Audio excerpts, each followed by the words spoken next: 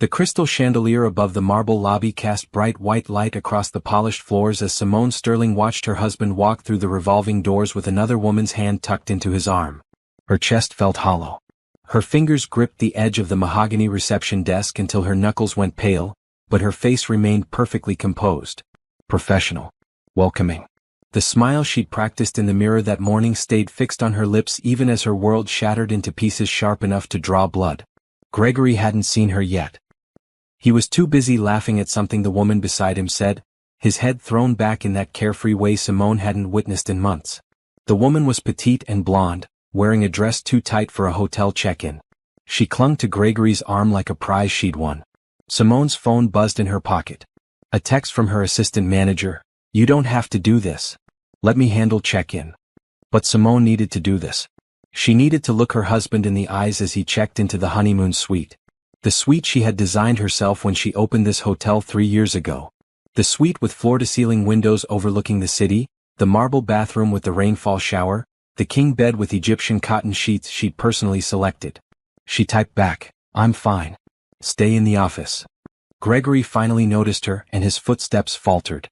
For a split second, panic flashed across his face. Then confusion.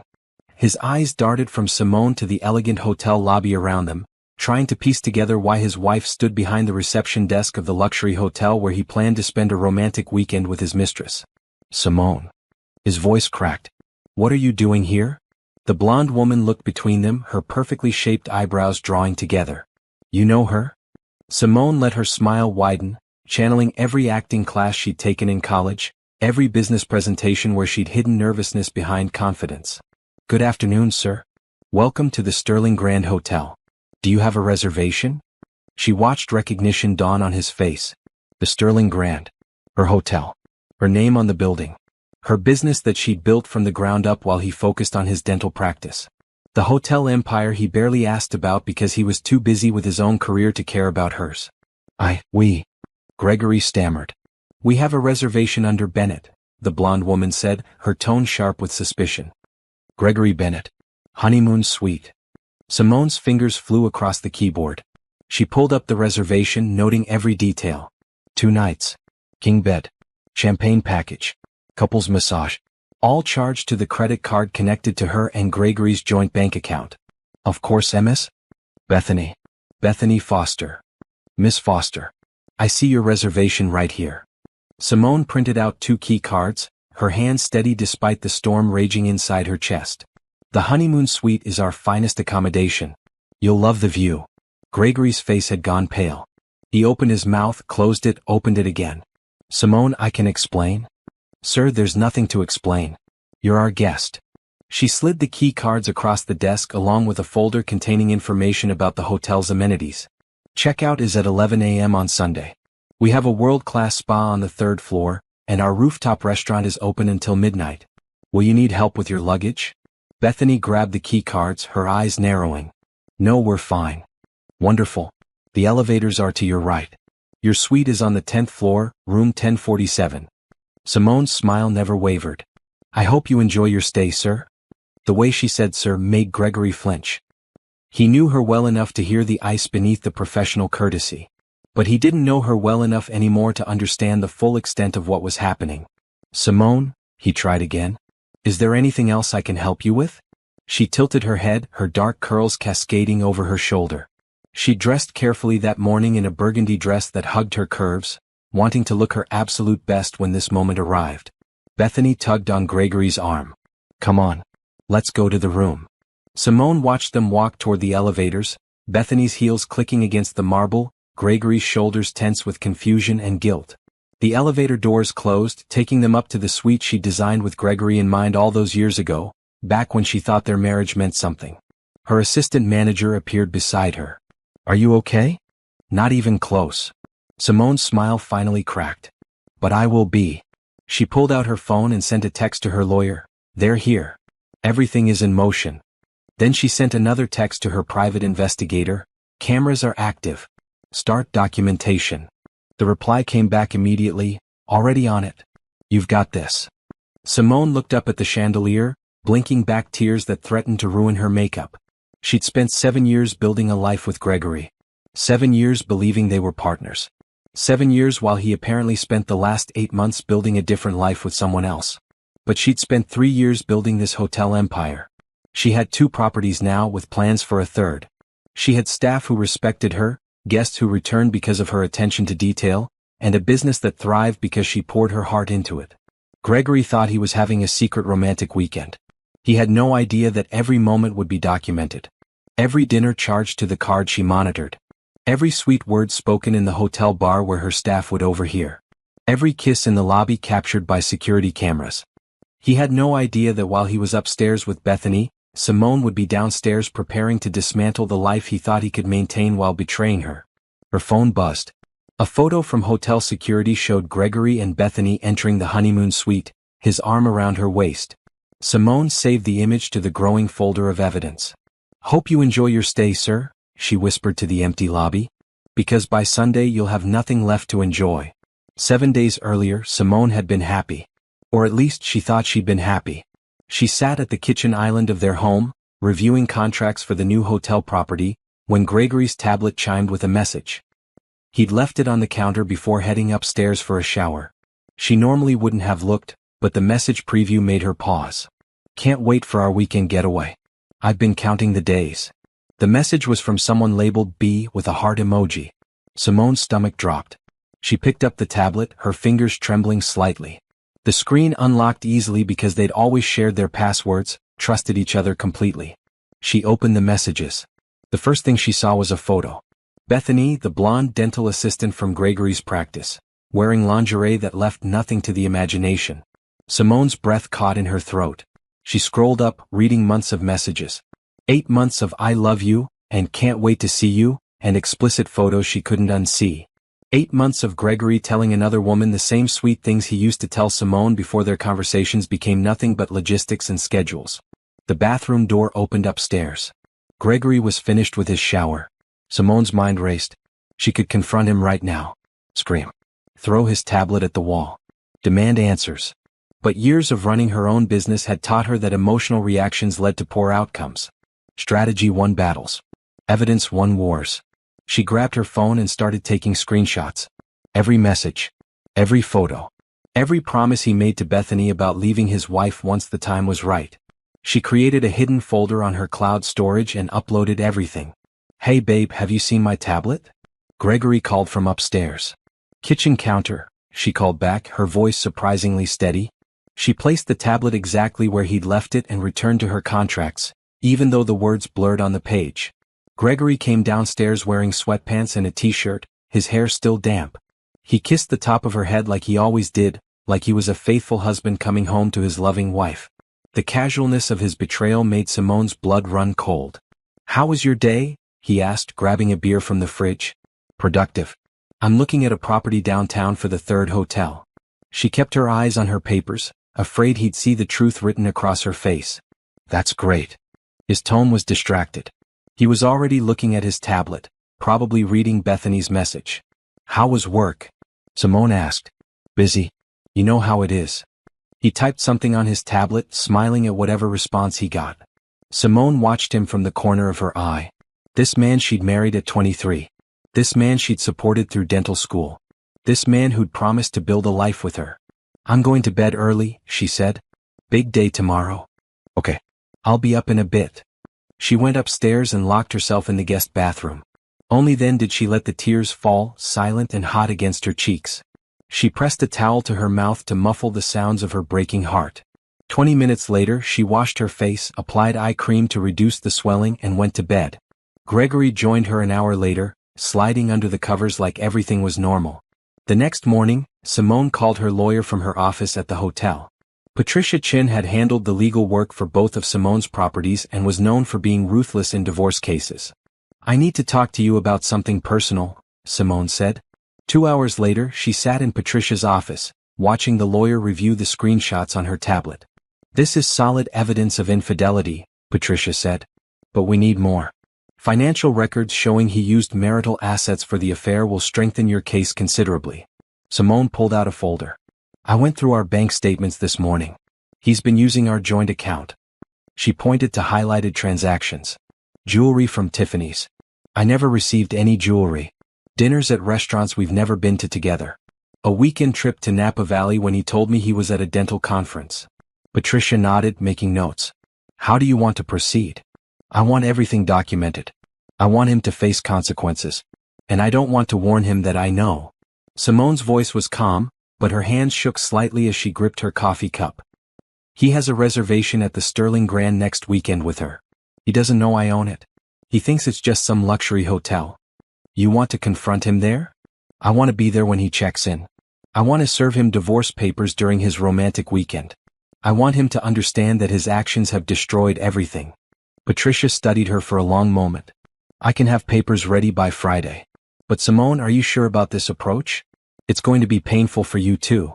I've already felt the pain, Simone said. Now I need to feel the power. She hired a private investigator that afternoon. His name was Robert, and he specialized in infidelity cases. He set up surveillance on Gregory's dental practice and confirmed that Bethany worked there as his assistant. The close proximity made the affair easy to maintain. They usually leave together on Wednesdays, Robert reported. They go to her apartment in Riverside. He tells you he's working late? He tells me he has evening patients. He doesn't. The practice closes at 6 on Wednesdays. Every new piece of information felt like another wound, but Simone documented everything. She pulled financial records showing Gregory had been withdrawing cash regularly for months. She found credit card statements for a card she didn't know existed, showing purchases of flowers, hotel rooms, and expensive dinners. The man she married had been living a double life while she worked 14-hour days building her business. On Thursday night, Gregory came home late again. Sorry, babe. Emergency root canal ran long. Simone looked up from her laptop. No problem. I ordered Thai food. Your plate is in the microwave. You're the best. He kissed her forehead. She watched him heat up his dinner, watched him settle on the couch with his tablet, watched him smile at messages from the woman he was betraying her with. What are you working on? He asked. Just some hotel stuff. Nothing interesting. You work too hard. The irony of hearing that from him, when he was working so hard at destroying their marriage, almost made her laugh. Friday morning, she met with Patricia to review the divorce papers. Everything was ready. The settlement demanded 55% of their shared assets, the house and spousal support based on his fraud with marital funds. This is going to destroy him financially, Patricia warned. Good, Simone said. He destroyed me in every other way. That evening, Gregory packed a small suitcase. I have that dental conference this weekend, remember? Simone nodded, keeping her face neutral. Right. In the city? Yeah. Probably won't be home until Sunday night. She watched him load his car, watched him drive away toward his weekend with Bethany. Then she got in her own car and headed to her hotel, where she would spend the weekend making sure Gregory Bennett finally faced the consequences of his choices. Saturday morning, Simone arrived at the Sterling Grand at 6 a.m. The hotel was her sanctuary, the place where she'd proven her worth as a businesswoman. Now it would become the stage for exposing the truth. Her assistant manager, Jerome, met her in the lobby with coffee and concern written across his face. Are you absolutely sure about this? Completely sure. Simone took the coffee and headed toward her office. I need you to make sure the honeymoon suite is perfect. Fresh flowers, champagne, the works. I want them to have the best possible experience before reality crashes down. Jerome followed her into the office. You're serving him divorce papers in the hotel? Not exactly. Simone pulled up the security camera feeds on her computer. I'm letting him enjoy his weekend first. I'm going to watch them play house in the suite I designed. I'm going to document every moment of their affair happening under my roof. And on Sunday morning, before checkout, I'm going to invite them to a private meeting where my lawyer will be waiting. That's cold. He deserves cold. Simone clicked through camera angles, making sure everything was positioned correctly. The lobby, the elevators, the hallway outside the honeymoon suite, the restaurant, the bar. She couldn't film inside the suite itself, but every public moment would be captured. Patricia arrived at 7 with a thick folder of documents. I brought everything. Divorce petition, restraining order, financial injunction freezing the joint accounts. Restraining order? Simone looked up. Given the level of deception, I think we should be prepared for any reaction. The restraining order prevents him from coming within 500 feet of you, the hotel, or your home until the court hearing. Simone nodded slowly. You think he'll be angry? I think a man who's been lying for 8 months and gets caught in spectacular fashion might be unpredictable. Better safe than sorry. Robert, the private investigator, arrived next. He set up additional recording equipment in the conference room where the confrontation would happen. Audio and video. Everything legal and admissible in court. He's going to hate me, Simone said quietly. Patricia touched her arm. He already betrayed you. His feelings about how you respond don't matter anymore. At 9 a.m., Simone gathered her key staff in the conference room. She needed people she trusted manning every position during Gregory's stay. I'm going to be honest with you, she told the assembled group of desk clerks, concierges, restaurant staff, and housekeeping managers. My husband is checking in today with his mistress. He doesn't know I own this hotel. I need everyone to treat him like any other guest. Professional, courteous, perfect service. But I also need you to document anything unusual. Any conversations you overhear. Any requests they make. Everything. Her head chef, Carlos, frowned. You want us to spy on your husband? I want you to do your jobs while my investigator does his. I'm not asking you to hide cameras in rooms or listen through walls. Just normal awareness of what's happening in your work areas. The concierge, Rachel, raised her hand. What happens when he recognizes you? He already did. I checked him in last night. Simone pulled up the security footage showing Gregory's shocked face. He's confused, but Bethany doesn't know who I am yet. As far as she knows, I'm just a friendly hotel manager. This is insane, muttered one of the housekeepers. This is necessary, Simone corrected. I built this business while he built a lie. Now I'm going to use my business to reveal the truth. She spent the rest of the morning in her office watching the camera feeds. Gregory and Bethany came down for breakfast at 10. They sat in the corner booth of the hotel restaurant, holding hands across the table.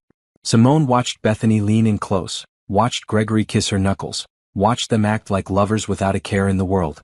Carlos called from the restaurant. They ordered the couple's breakfast. Champagne and strawberries. He's using the joint credit card. Document it. At noon they went to the spa. The spa manager called to report they'd booked the couple's massage package. Should I refuse service? Absolutely not. Give them the best massage of their lives. And note that he's paying with marital funds. Every hour brought new evidence. Gregory bought Bethany an expensive necklace from the hotel's jewelry boutique. They had lunch by the pool, where other guests overheard Bethany talking about how Gregory was finally leaving his wife. They spent the afternoon in their suite, emerging at 6 for dinner in the rooftop restaurant. Simone watched it all from her office, her heart turning to ice with each passing hour. She remembered their own honeymoon, a modest trip to the Bahamas because they were broke newlyweds. She remembered him promising to love her forever. Forever had lasted 7 years before someone younger and more exciting caught his attention. Jerome knocked on her door at 8 p.m. You need to go home. Get some sleep. I can't sleep. Then go home and pretend to sleep. You look exhausted and tomorrow needs you sharp. He was right. Simone gathered her things and drove home to the empty house. Gregory's clothes were still in the closet. His toothbrush was still by the sink. Evidence of the life they'd shared scattered throughout every room.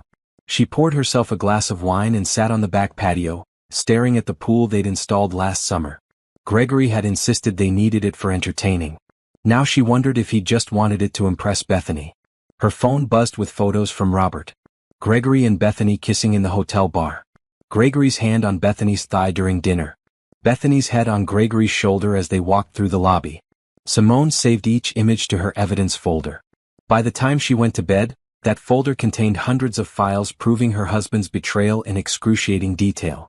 Sunday morning she woke at 5 and couldn't fall back asleep. She showered, dressed in her sharpest black suit, and arrived at the hotel by 6:30. Patricia was already there, sitting in the conference room with paperwork spread across the table. Ready for this? I've been ready since the moment I saw his messages. Robert had set up his equipment, testing the cameras and microphones. Everything's recording. When they sit down I'll have multiple angles. At 10 a.m. Jerome called Gregory's room. Mr. Bennett, this is the front desk. There's been an issue with your credit card payment. Could you and Miss Foster please come to the executive conference room on the second floor? It will just take a moment to sort out. Simone listened to Gregory's sleepy voice agree to come down in 15 minutes. She positioned herself at the head of the conference table, Patricia on her right, Robert on her left. The divorce papers sat in a folder directly in front of her. Last chance to back out, Patricia said. I'm not backing out. At 10:20 there was a knock on the door. Jerome opened it to reveal Gregory and Bethany, both looking confused and slightly annoyed at having their romantic morning interrupted.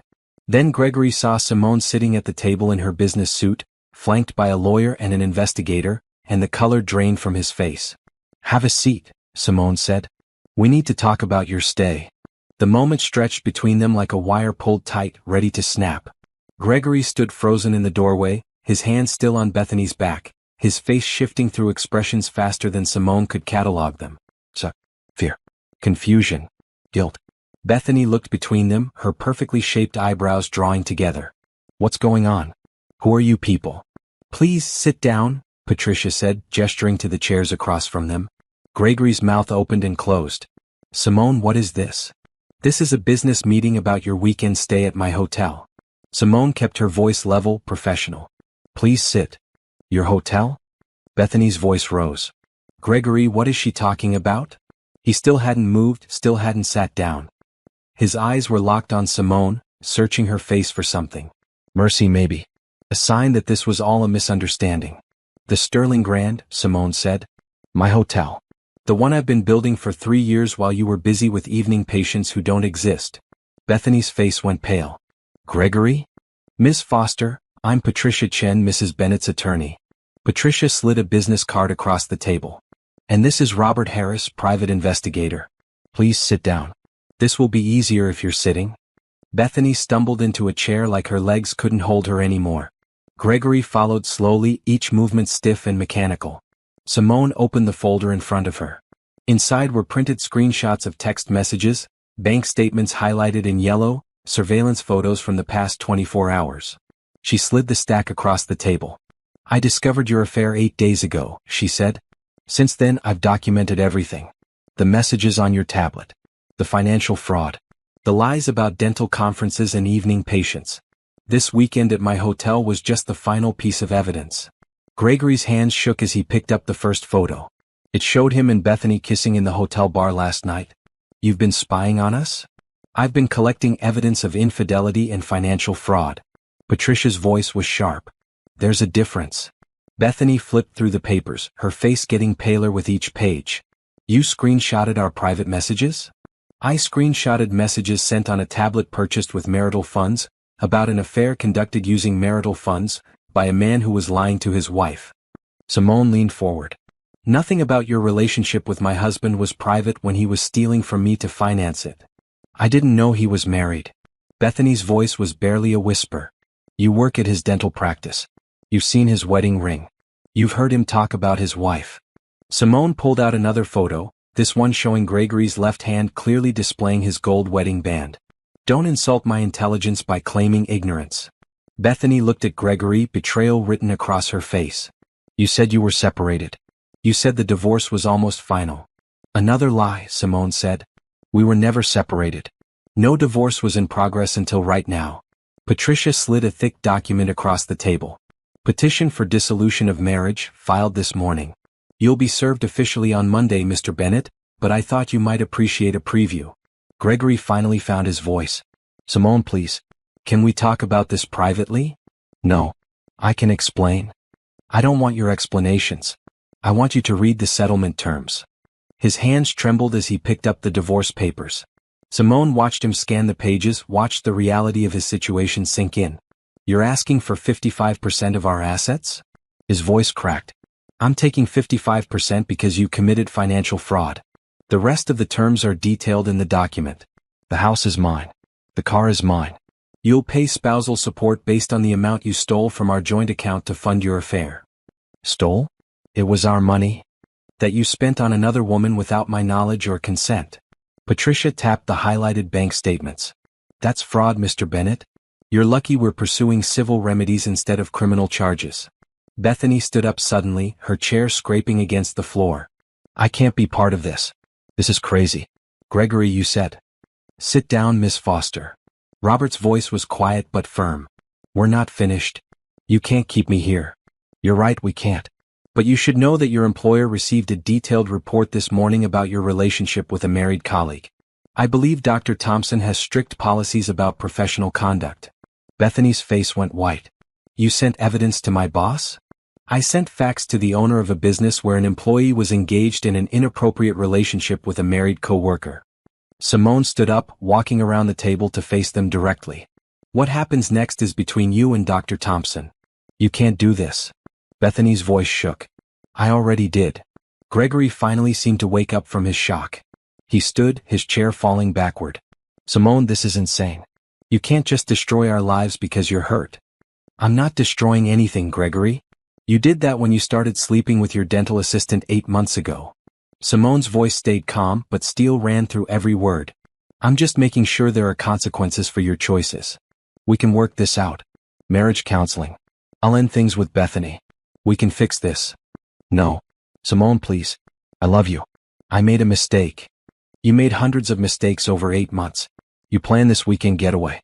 You used our money to buy her jewelry. You lied to my face every single day. Simone picked up her purse. The only mistake was mine, believing you were someone worth trusting. Patricia handed Gregory another document. This is a temporary restraining order, effective immediately. You cannot contact Mrs. Bennett except through legal counsel. You cannot come within 500 feet of her, this hotel, or the marital home. Violation will result in arrest. You're kicking me out of my own house? It stopped being your house when you turned our marriage into a lie. Simone walked toward the door. You have until 6 p.m. today to collect your personal belongings. Jerome will supervise to ensure you only take what belongs to you. After that, the locks will be changed. Where am I supposed to go? That's not my problem anymore. Simone turned to Bethany. I assume you have room for him, since you wanted him so badly. Bethany's eyes widened. No. No way. I'm not taking him in. This is insane. Simone almost smiled. Trouble in paradise already? You're enjoying this, Gregory said. You're actually enjoying ruining my life. I'm not enjoying anything, Gregory. I'm surviving what you did to me. Simone opened the conference room door.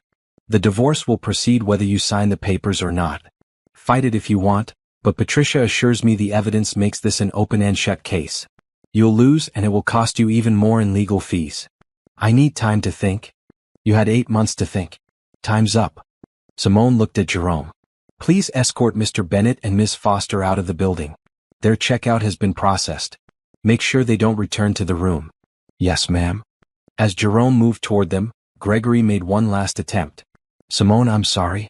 I'm so sorry. Please, can we just talk? No. The word was final. Absolute. Goodbye, Gregory. She walked out of the conference room, her heels clicking against the marble floor, her spine straight despite the weight pressing down on her chest. She made it to her office before her knees buckled. She made it to her chair before the tears came. Patricia appeared in the doorway minutes later. That was brutal. It needed to be. Simone wiped her eyes, careful not to smudge her makeup. Is he gone? Jerome is making sure of it. Robert got everything on camera. It's all documented. Good. Are you okay? Simone looked out the window at the city spreading below her hotel. Her hotel. Her business. Her success. I will be. The following week passed in a blur of legal proceedings and emotional wreckage. Simone threw herself into work, arriving at the hotel before dawn and staying long after the last guest checked in.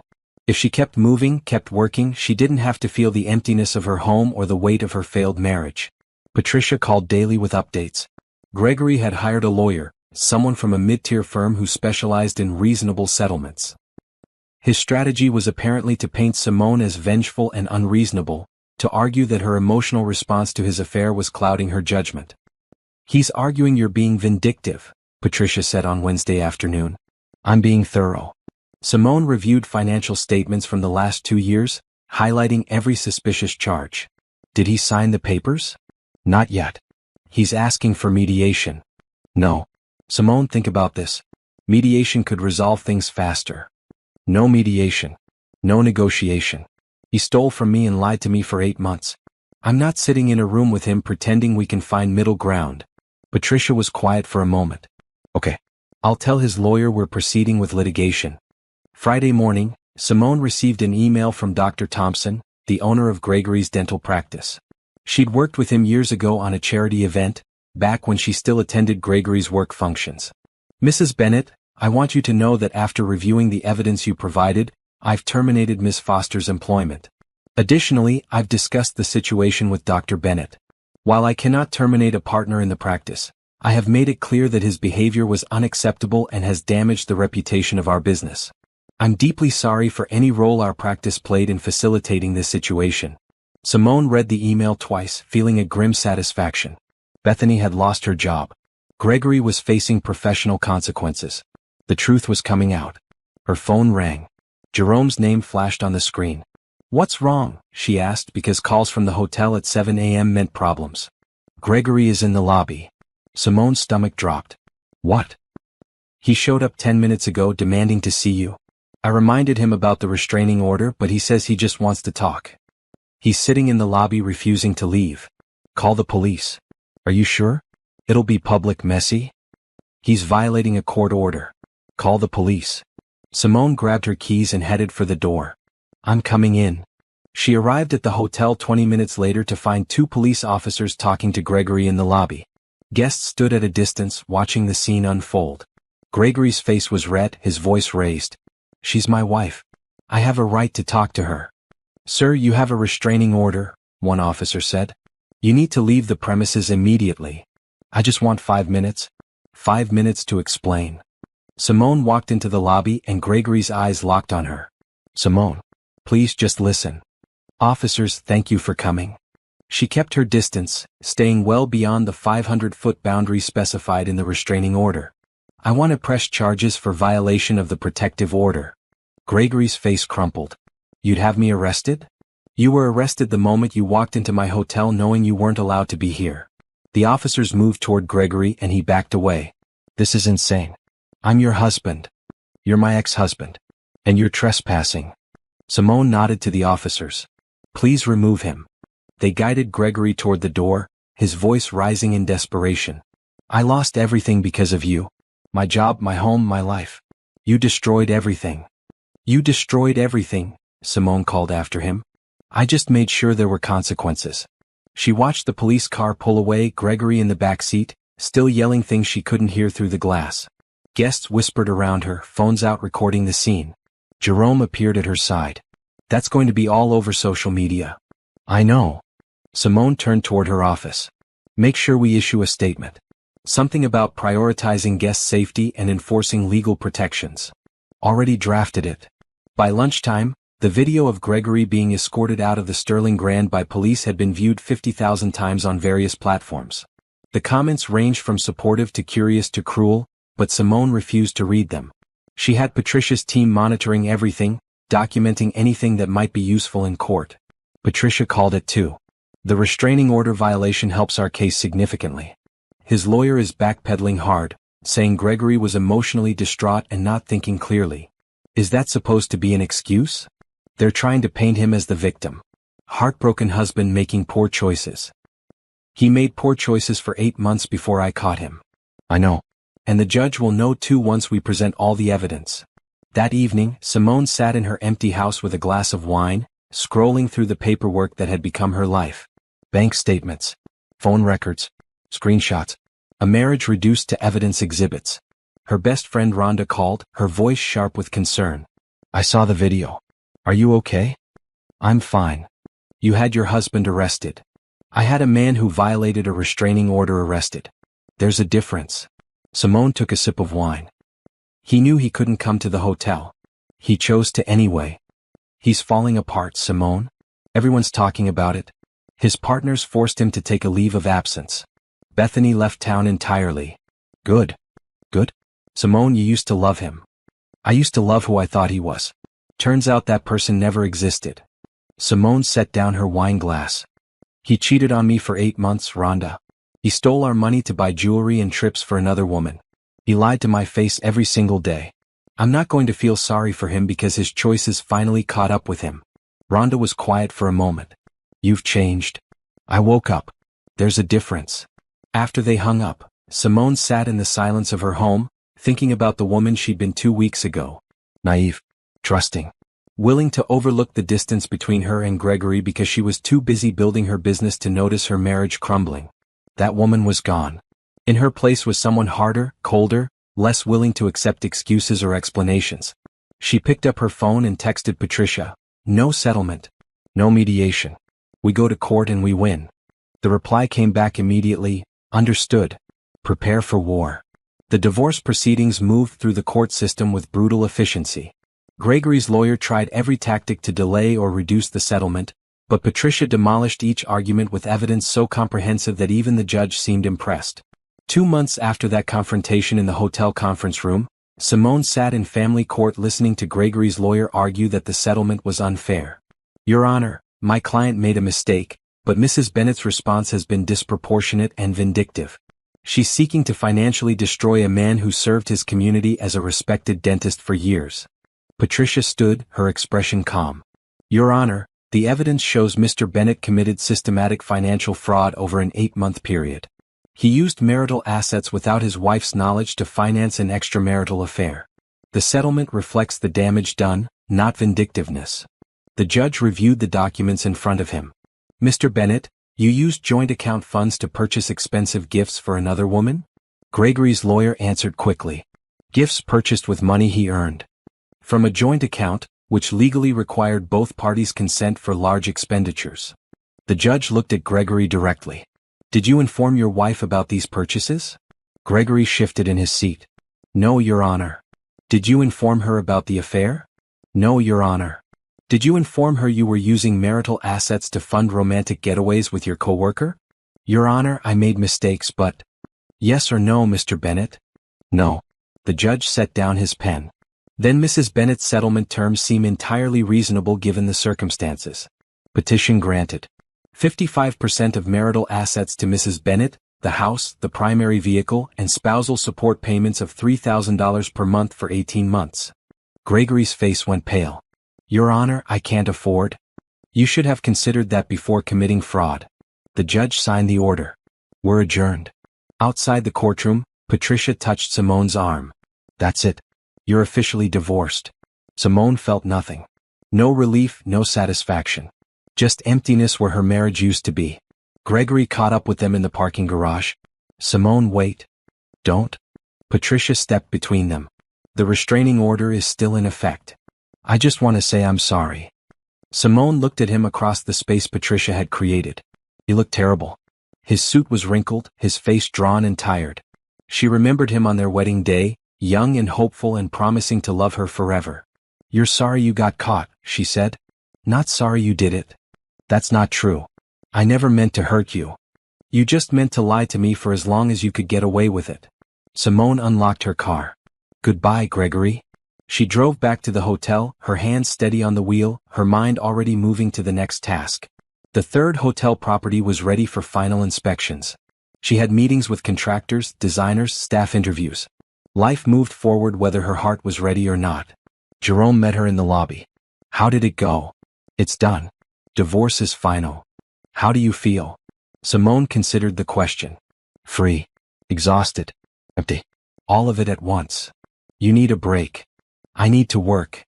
She buried herself in the business for weeks. The third Sterling Grand Hotel opened in a nearby suburb to rave reviews. Simone hired a full staff, trained them personally, and watched her empire expand. News of Gregory's situation spread through their social circle. Friends called with sympathy that felt more like curiosity. People wanted details about the affair, the confrontation, the divorce settlement. Simone gave them nothing. Rhonda came by the original hotel 6 weeks after the divorce was finalized. She found Simone in her office, surrounded by paperwork for the fourth potential property. You're opening another hotel? Looking into it. Simone didn't look up from the contracts. This property is perfect. Downtown location, historic building, great bones. Simone, you need to slow down. I need to keep moving. Rhonda sat across from her, forcing eye contact. You're running from your feelings. I'm building a business. You're building a fortress. Rhonda gestured at the office, the hotel beyond. You've thrown yourself so completely into work that you don't have time to process what happened. What's there to process? Gregory cheated. I divorced him. Life continues. Life continues, but are you living it? When was the last time you went out with friends? Watched a movie? Did anything that wasn't work-related? Simone looked at her friend, this woman who'd known her since college, who'd been maid of honor at her wedding. Work is all I have left. That's not true. It's true enough. Rhonda left an hour later, frustrated and worried.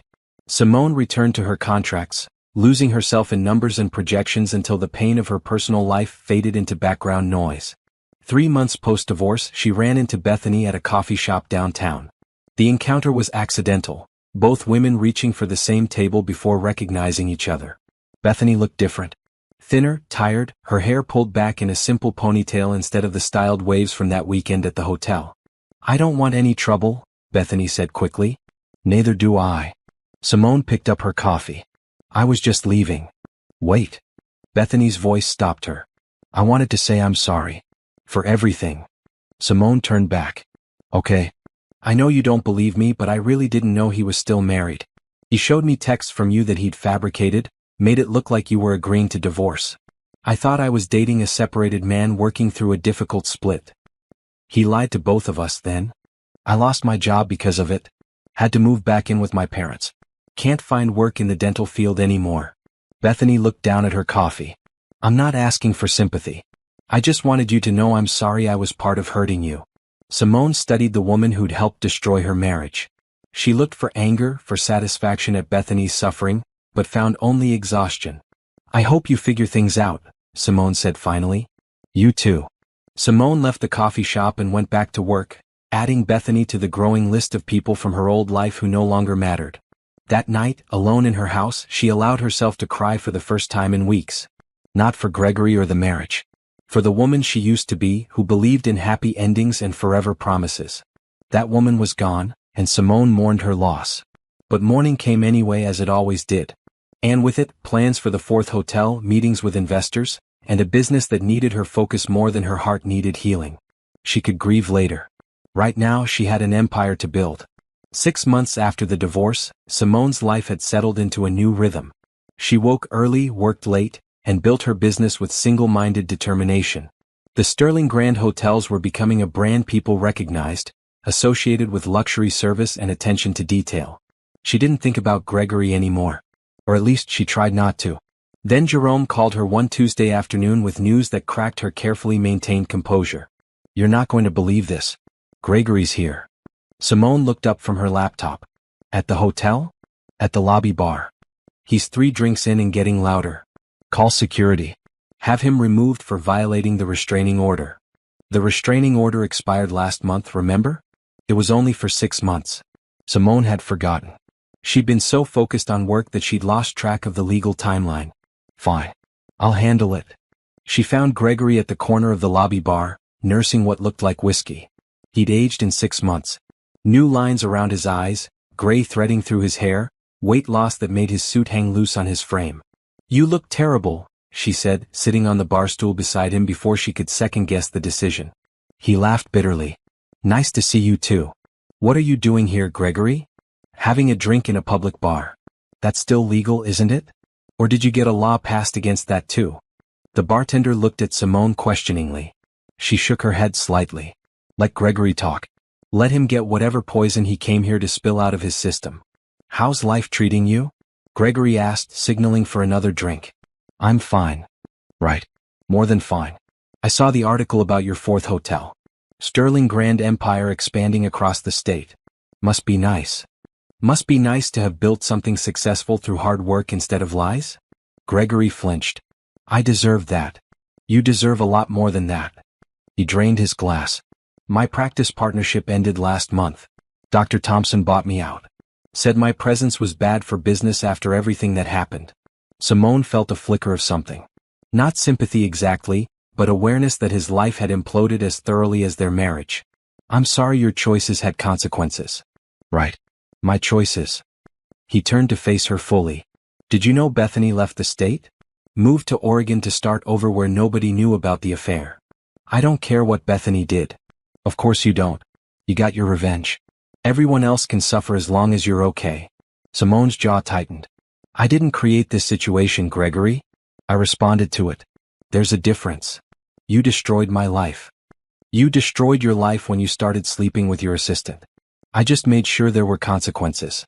She stood to leave. "Go home. Sleep it off. Stop blaming me for your mistakes." His hand shot out, grabbing her wrist. Not hard, but enough to stop her. "I miss you." Simone looked at his hand on her wrist, then at his face.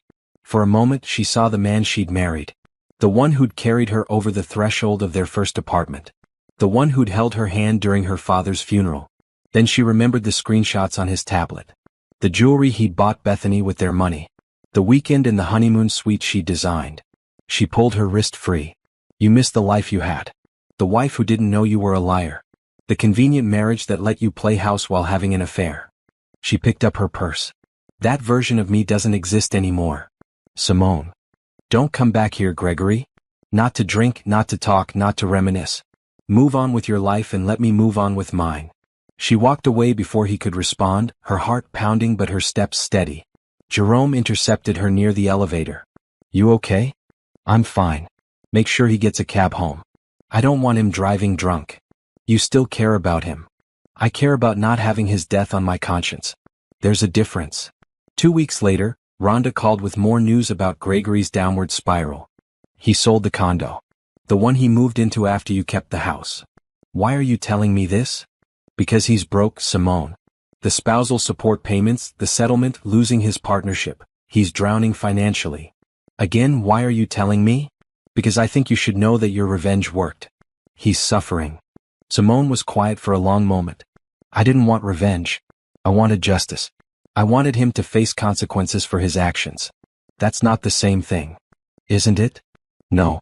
Simone looked out her office window at the city below. Revenge would have been me actively trying to destroy him. Justice is him experiencing the natural results of his choices. I didn't make him cheat. I didn't make him steal our money. I didn't make him lose his partnership. Those were his decisions. But you could help him now. No, I couldn't. And I won't. Simone's voice was firm. He made his choices. I made mine. We're living with the results. She hung up and returned to work, refusing to let Gregory's problems become her own. A month later, she received an email from his mother, a woman she'd once called family. Dear Simone, I know you have no reason to care, but Gregory is struggling. He's moved back in with us temporarily while he gets back on his feet. I'm writing to ask if you'd consider reducing the spousal support payments. They're making it impossible for him to rebuild his life. Simone read the email 3 times, feeling anger build with each reading. She forwarded it to Patricia.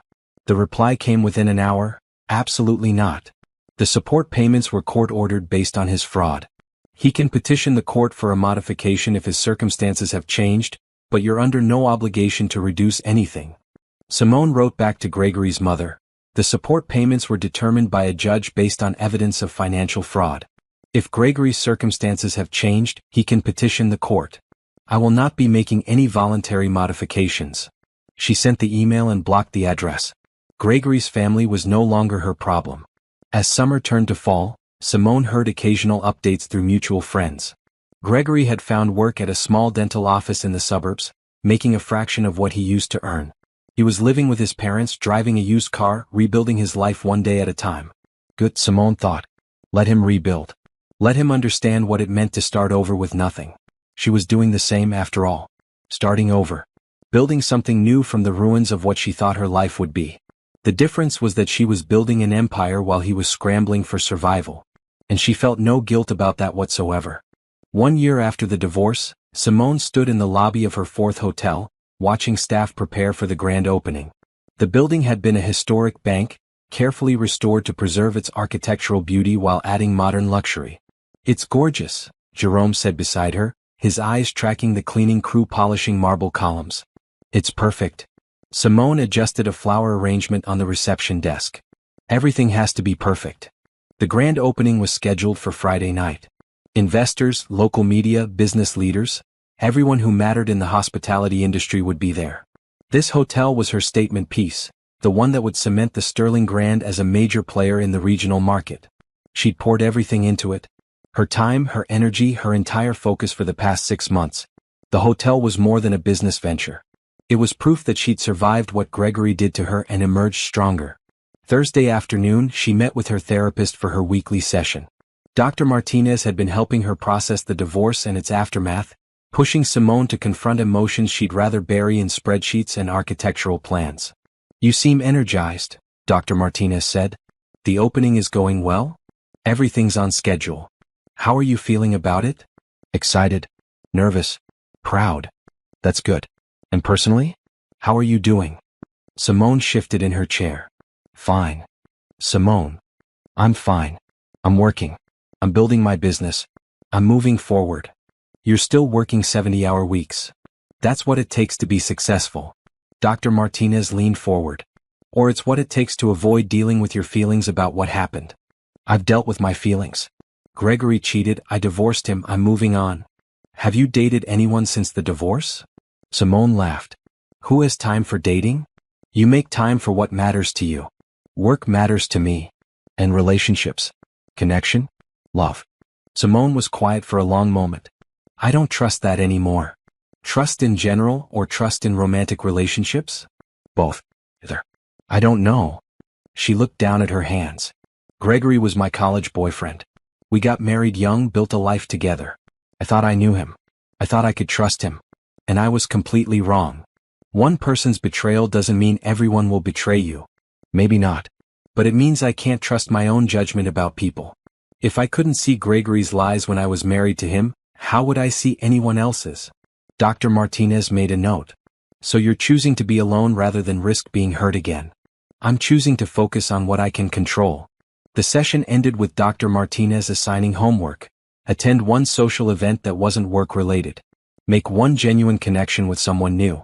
Simone agreed to try, knowing she wouldn't. The grand opening Friday night exceeded her expectations. 300 guests filled the hotel, champagne flowed, and local news cameras captured every moment. Simone worked the room in a sapphire blue dress that made her dark skin glow under the crystal chandeliers. Mrs. Bennett, this space is magnificent, a city councilwoman said. You've really transformed the old bank building. Thank you. Preservation was important to me. This building is part of the city's history. She moved through conversations with practiced ease, discussing architecture and business strategy and expansion plans. This was comfortable. This was safe.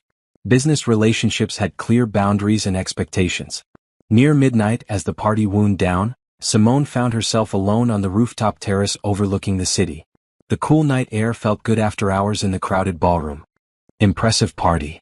She turned to find a man she didn't recognize. Tall, wearing a well-tailored suit, holding a glass of champagne. He had an easy smile and kind eyes. Thank you. Are you with the investor group? No, I'm Nathan Grant. I designed the sustainable HVAC system for the building. He gestured at the rooftop. I wanted to see how it all came together. Nathan Grant. You're the architect my contractor kept raving about. Guilty. And you're the owner who insisted on preserving every original detail while making the building completely modern. Also guilty. Simone found herself smiling. It was worth the extra cost. They talked for an hour about building design, sustainable architecture, the challenges of historic preservation. Nathan was easy to talk to, knowledgeable without being condescending, genuinely interested in her vision for the hotel. I should let you get back to your guests, he said eventually. Most of them have left. It's just staff cleanup now. Then I should let you oversee that. He handed her a business card. If you ever do another historic renovation, I'd love to be part of it. Simone took the card, feeling something shift in her chest. Not attraction exactly, but possibility. The idea that maybe, eventually she could trust someone new. I'll keep that in mind. After he left, she stood on the rooftop for another hour, thinking about the conversation, the easy way Nathan had made her laugh, the absence of any pressure or expectation. Maybe Dr. Martinez was right. Maybe she was ready to let someone in just a little. The next Monday she called Nathan's office. I'm considering a fifth property. Historic warehouse conversion. Would you be interested in consulting? His warm voice came through the phone. Absolutely. When would you like to meet? They scheduled coffee for Wednesday. Business only, Simone told herself. Just a professional consultation. But when Wednesday came and she spent 2 hours talking with Nathan about architecture and design and their shared passion for preserving beautiful old buildings, she realized this felt like more than business. It felt like possibility. She wasn't ready to trust completely. Maybe she never would be. But she was willing to try being open to connection again. That was progress. 6 months after the grand opening of her fourth hotel, Simone's life had found a new balance. She still worked hard, but she'd cut back to reasonable hours. She'd started running again, joined a book club, and occasionally met friends for dinner without checking her phone every 5 minutes. And she'd been seeing Nathan. It started as professional consultation meetings that turned into coffee dates that evolved into dinner conversations lasting hours. Nathan was different from Gregory in every way that mattered. He listened when she talked. He respected her work. He didn't need her to be anything other than who she was. "You're dating someone," Rhonda said over lunch one Saturday. "Don't try to deny it. You're glowing." Simone smiled despite herself. "I'm seeing someone. It's casual." "How casual?" "We have dinner once a week. Coffee when our schedules align." "It's nice." "Nice." Rhonda laughed. "You're falling for him." "I'm being cautious." "You're allowed to be happy again, you know. Gregory doesn't get to ruin that forever." Simone picked at her salad. "I know. I'm trying." Nathan understood her hesitation. When she explained about the divorce, about Gregory's betrayal, he'd simply nodded and said, "I get it. We'll go at whatever pace works for you. No pressure. No demands. Just patience and respect." 3 months into whatever they were doing, Nathan invited her to a gallery opening. "My sister's an artist. She's showing her work downtown. No big deal if you can't make it, but I'd like you there." Meeting family felt significant. Simone almost said no, almost invented an excuse about work. But Dr. Martinez's voice echoed in her head. "Avoidance isn't protection. It's just another form of pain." "I'd love to come," she said. The gallery was small and intimate, filled with Nathan's family and friends. His sister Grace was warm and funny, immediately pulling Simone into conversation about her hotels. "Nathan says you're turning old buildings into modern luxury." "That's basically what I do with found objects and paint." They talked art and architecture while Nathan brought them wine and looked pleased that they were getting along. Later, walking to their cars, Nathan took her hand. "Thank you for coming tonight. Thank you for inviting me." Simone looked at their joined hands, feeling the weight of trust required to let someone this close. "My family loved you. They're great." He stopped walking, turning to face her. "Simone, I know you're being careful. I know you've been hurt. But I need you to know that I'm serious about this. About us. Whatever this becomes, I'm in it for real." Her chest tightened with familiar fear. "Nathan. You don't have to say anything. I just wanted you to know where I stand." He squeezed her hand. "Take all the time you need. I'm not going anywhere." Simone drove home with her heart pounding, terrified and hopeful in equal measure. She wanted to trust him. She wanted to believe this could work. But trusting meant risking. And risking meant potential pain. The next day, she called Dr. Martinez for an emergency session. "I think I'm falling for someone." "That's wonderful." "It's terrifying. Also normal." Dr. Martinez smiled. "Tell me about him." Simone talked for an hour about Nathan. His kindness, his respect for her work, the way he made her laugh without trying. The way he'd waited patiently for her to be ready for anything more than casual dating. "What are you afraid of?" Dr. Martinez asked. "That I'll trust him and he'll betray me like Gregory did." "That's possible. It's also possible he won't. You can't predict the future." "So what do I do?" "You decide if the possibility of happiness is worth the risk of pain. Only you can make that choice." Simone spent a week thinking about it. She watched Nathan interact with his colleagues at a business conference, noted his easy integrity and straightforward honesty. She observed how he treated service staff, his family, strangers on the street. Everything about him suggested he was exactly who he appeared to be. But so had Gregory, at least at first. Finally, she invited Nathan to dinner at her house. She'd never done that before, always meeting in public places where she could maintain boundaries. He arrived with flowers and a bottle of wine, his smile nervous. "Thanks for having me over." They cooked together, laughing over her limited kitchen skills and his tendency to overseason everything. Over dinner, she told him the full story of her divorce. Not just the facts but the pain. The betrayal. The way it had shattered her ability to trust. "I need you to understand why I'm so cautious," she said. "It's not because of anything you've done. It's because I'm still learning how to trust my judgment about people again." Nathan set down his wine glass. "I can't promise I'll never hurt you. Nobody can promise that. People make mistakes, have bad days, say things they regret. I know. But I can promise I'll never lie to you. I'll never cheat on you. And if I screw up, I'll own it and work to fix it." He reached across the table, taking her hand. "I'm not Gregory. I'm not perfect, but I'm honest. That's all I can offer." Simone felt tears prick her eyes. That's more than enough. They started officially dating after that night. Simone introduced him to Jerome and her close friends. He introduced her to his business partners and extended family. They talked about their past, their goals, their fears. It wasn't always easy.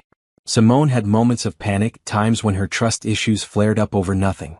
But Nathan was patient, talking through her fears without getting defensive or making her feel foolish. 4 months later, sitting on the rooftop terrace of her fourth hotel, Nathan said, "I love you." Simone's breath caught. She looked at him in the bright lights of the city, this man who'd waited for her to be ready, who'd proven his character through consistent action. "I love you too," she said, and meant it. The fear was still there. It probably always would be. But it was smaller now, overshadowed by hope and possibility and the growing certainty that some people were worth the risk. Nathan wasn't Gregory. This relationship wasn't her marriage. She was different too, stronger, wiser, more careful with her heart, but still willing to open it to someone who'd earned her trust. That night, wrapped in Nathan's arms under the stars, Simone felt something she hadn't felt in 2 years: genuine happiness. Not the satisfaction of business success. Not the grim pleasure of seeing Gregory face consequences. But real, warm, hopeful happiness. She was building more than hotels. She was building a new life, one where love and success could coexist, where vulnerability didn't mean weakness, where trust was earned through action rather than assumed through vows. It was better than any revenge. It was her future. 2 years after the divorce, Simone stood on stage at the Regional Hospitality Excellence Awards, accepting recognition for the Sterling Grand Hotel's commitment to community impact. Her fifth hotel had just opened, this one with a specific mission. 20% of staff positions were reserved for women escaping domestic violence or recovering from financial abuse. "When I started this business, I wanted to create beautiful spaces where people felt valued and cared for," Simone said into the microphone, looking out at the crowd of industry professionals. "But after experiencing my own challenges, I realized I could do more than provide luxury accommodations. I could provide opportunity." The audience applauded. Simone saw Nathan in the front row, his proud smile making her chest warm. The Sterling Foundation now partners with local shelters and counseling centers to provide job training, employment, and support for women rebuilding their lives. "We've helped over 200 women find financial independence and professional success." She held up the award. "This recognition isn't just mine. It belongs to every woman who had the courage to start over." After the ceremony, she was surrounded by people wanting to talk about the foundation, about replicating the model in other cities, about partnerships and expansions. Jerome rescued her after an hour, guiding her to a quiet corner. "You did good tonight," he said. "We did good. None of this happens without you." Simone had promoted Jerome to vice president of operations 6 months ago. "You deserved it. Still, you built this empire from pain. That takes strength." Simone looked around the ballroom at the success she'd created from the ruins of her marriage. "I didn't have much choice." "You always have a choice. You chose to build instead of break. That matters." Nathan appeared with champagne. "The woman of the hour. How does it feel to be officially recognized as a hospitality industry leader?" "Exhausting." She accepted the champagne and leaned into his side. "How long do we have to stay?" "Another hour maybe. Then I'm taking you home for a quiet celebration." They'd moved in together 3 months ago, a decision Simone made after months of careful consideration and therapy sessions. Living with someone again had been terrifying at first, but Nathan made it easy. He respected her space, communicated clearly, and never made her feel trapped. The party eventually wound down. Simone was gathering her things when Rhonda pulled her aside. "Gregory's here." Simone's stomach dropped. "What?" "He's in the lobby. I saw him when I went to the bathroom. He looks like he wants to talk to you. Tell security.